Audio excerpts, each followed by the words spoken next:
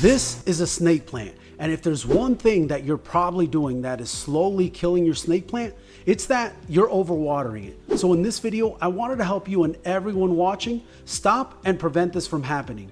Make sure you stay until the end of this video, and I'll share with you a simple method that I have not seen explained in any other videos of how I water my snake plants so you too can keep them growing for years to come. Now, when it comes to snake plants, there's two types of owners. There are those who just bought one from the store with all the best intentions. They're all excited to get them home and start taking care of them, but they haven't done the proper research, and because of this, they slowly drown their plant. And hopefully you're watching this video just in time for you to stop the insanity. You want to do your research and make sure your snake plant has the proper lighting, proper nutrition, proper temperature, and all that good stuff. After you watch this video next on my channel to see what these requirements are. I'll put a link in the description. So once you know exactly what environment your snake plant needs to keep it happy, you start to water, and that's when the problems start. You want to care for it so much and you start to overwater it. And what I mean by overwatering is that you water too often and don't give the soil enough time to dry out between waterings. Don't get this confused with watering too much. That's okay. It's okay to give them a good soaking when the time is right, but not before they need it. And I'll show you at the end of this video just how I do it. Now, that was the first type of owner. They're just getting started and learning to grow a snake plant. But once you're successful to this point and you grow out a full plant and you've gotten the plant to a size where it's too big for the pot it's in, keeping in mind that they like to be snug in the pot. Now you want to step it up, and that's where this pro tip comes in.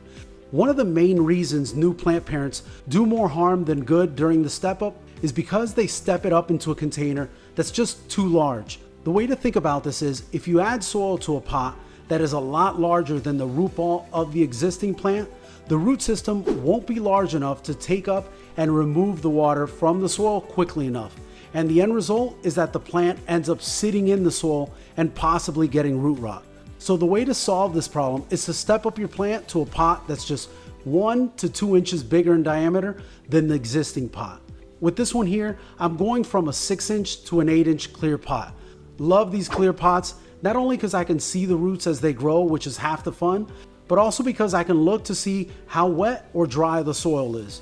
With this process, use a soil that's very well draining and start by adding a little soil to the new pot. Place the root ball of the plant on the fresh soil so that the top of the root ball is where we want the top of the soil in our new pot to be, making sure that it's not too deep or too shallow. Add additional soil to the pot and slightly compact the soil. Stepping it up this way will make sure that your plant drains quickly and doesn't allow for water to sit in the soil longer than it needs to. Remember, with snake plants, we want the soil to be on the dry side. It's always easier to re-wet the soil when it dries out than it is to remove the water when the water sits in the soil too long. And that brings me to a snake plant watering tip that I want to share with you. The best I've found to water snake plants.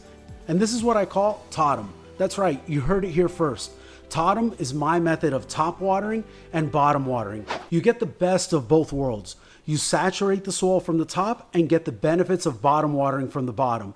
This is especially important to snake plants because since the soil mix for snake plants usually does not have a lot of water holding capacity, it's difficult to water them when watered from the top because the water runs freely and quickly out of the bottom of the pot. And if we bottom water, because the soil, again, usually doesn't have a lot of water holding capacity, there can be little to no capillary action, which is what helps the water move up in the soil when we bottom water. So we totem. And you do this by putting the plant on a tray, slowly watering from the top all around to cover as much surface area as possible, letting it run out into the catch tray and letting the plant sit in the tray for about 10 minutes, which allows the water in the tray to be absorbed. Always remembering that the key to watering them is when the time is right, and that is when the soil is 100% dry. Now, once you've got this down and grown a beautiful snake plant, move up in your journey growing snake plants and propagate one from start to finish by watching this video next.